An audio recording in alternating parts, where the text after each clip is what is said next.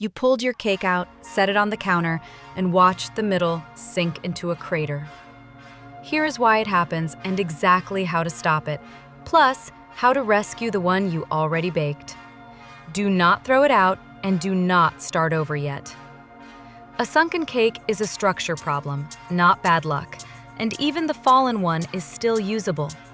There are a handful of real causes, and the most common one is something you are probably doing every single bake without realizing it. A cake sinks when the outside sets, but the middle is still raw batter with nothing to hold it up, so it collapses as it cools. To get ahead of it, you need 3 things: a working oven thermometer, fresh leavening, and a timer you actually respect. Let us walk through the fixes. Fix 1. Stop opening the door early. Every time you crack that oven door in the first 2/3 of baking, you drop the temperature and the half-set cake falls. Do not even peek until the cake is at least 80% through its bake time. If you have to look, switch on the oven light and check through the glass instead of opening the door at all. Then when you do check, do it fast and close it gently, no slamming. Fix 2. Check your oven temperature. An oven that reads 350 but actually runs cool will never set the center in time. Hang a cheap oven thermometer inside and bake to what it says, not what the dial says. This one fix solves a shocking number of sunken cakes. Fix 3. Do not underbake. Slide a skewer or toothpick into the center. If it comes out clean or with a few dry crumbs, it is done.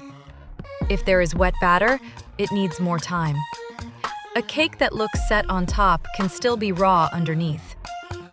Fix 4. Measure your leavening.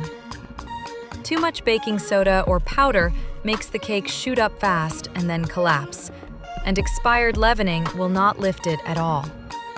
Measure precisely with proper spoons and test old baking powder in a little hot water. If it does not fizz hard, toss it. Here is the real mechanism. Leavening creates gas bubbles that puff the batter up, and the flour and eggs form a web that is supposed to trap those bubbles and harden into a frame. If the center never gets hot enough, long enough, that frame never sets.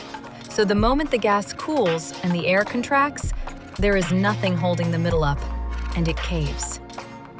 Everything on this list is really about getting the center to set fully before it cools. Heat it right, bake it through, and the structure holds. To prevent it next time, get the batter into a preheated oven right away instead of letting it sit, because the leavening starts working the moment it is mixed. Use the pan size the recipe calls for and fill it about 2/3 full, so the batter has room to rise evenly and set all the way through. And cool the cake somewhere still and draft-free, never by a breezy window or right under a running vent, because a fast temperature change can drop the center. The big mistakes?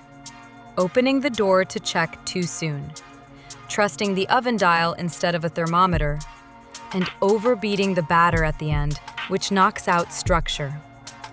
Fold gently once the dry and wet ingredients come together, and stop there. And if yours already sank, cut out the raw center with a cookie cutter, fill it with frosting or fruit, and nobody will ever know. You have got this. Follow for more cake tips. Full recipe on the blog.